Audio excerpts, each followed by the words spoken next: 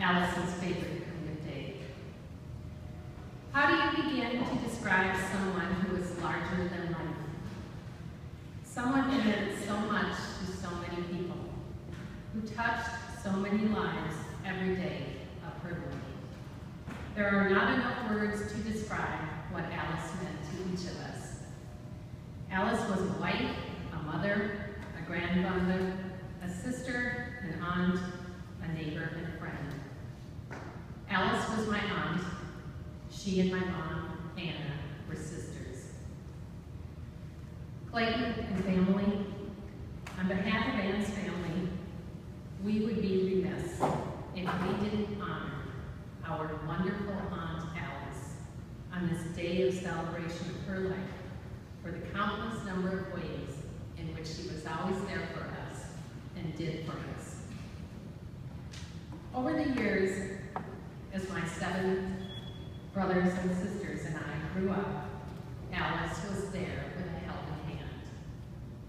On most Mondays, Alice packed up her green Viking sewing machine and made the trip from Plymouth out to our farm in Waverly. She'd leave home after her kids, Steve, Jim, Mary Lou, and Jake got on the school bus. And she made sure she left the farm in time to get back home before they got off the bus.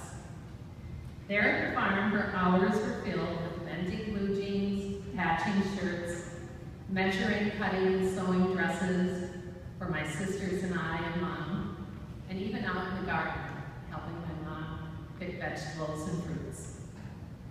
Then every few weeks, we'd all line up for a haircut that only Alice could give us. When the sweet corn was ready to pick at the end of summer, she'd come out to the farm and haul back a station wagon full, and in most recent years, a van full of sweet corn for eating and freezing. She'd always say, "Dang, this sweet corn is good. I could eat this till the cows come home." Alice loved her garden and gardening. Tomatoes, potatoes, raspberries, you name it, she could grow it. She had a love and a passion for starting her own seeds, planting, nurturing, weeding, and harvesting, then sharing it with family, friends, and those in need by donating to the food shelf. Seemingly, there was nothing Alice couldn't do. Cook, bake, sew, garden, mend, do alterations, give advice, lend a helping hand, and in between all of these activities, she found time to pray. Praying the rosary was very important to her.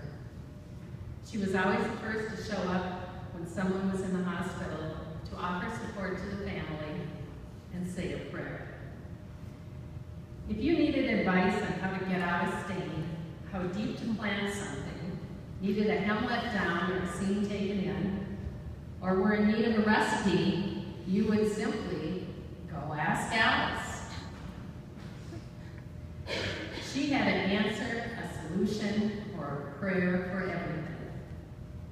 If you lost something, she was the first to pray to St. Anthony on your behalf. More than anyone, she seemed to have a straight line to the saints and got prayers answered. If there was a party to be had, you'd want Alice to have a hand in it.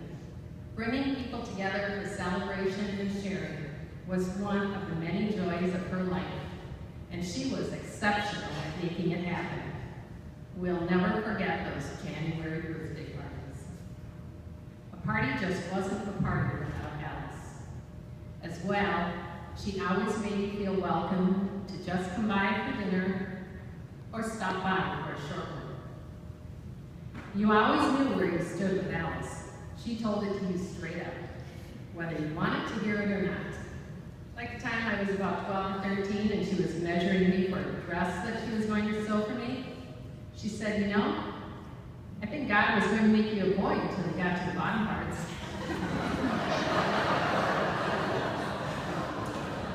Not one to mince any words. Alice never stopped.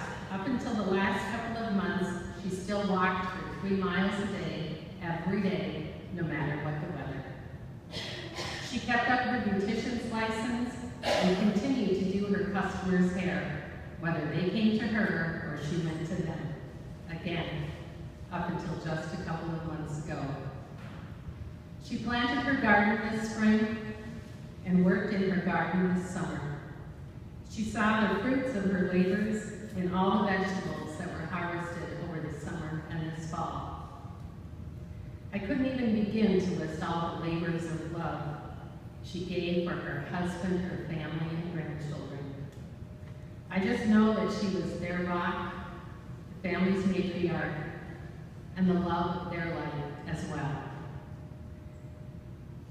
To Clayton, Mary Lou and Wade, Jim and Beth, Jake, and especially her adored grandchildren, the love of her life, Mason and Natalie. Please know that we are with you in this time of loss and the days ahead. No one can ever replace Alice, yet she will always be with each of us in our heart and in the many special memories we have of her and the times we shared. Alice's time here on earth was not long enough, but boy, did she fill every moment of life here on earth. Alice is now in her heavenly garden, having one big party with her son Steve, sister Ann, brothers Johnny, Brian, and Frankie, her parents, and an abundance of other relatives and friends. Let us be joyful and grateful for having had Alice as a part of our lives. Life will never be the same without Alice, and we will never be the same for having had her in our life.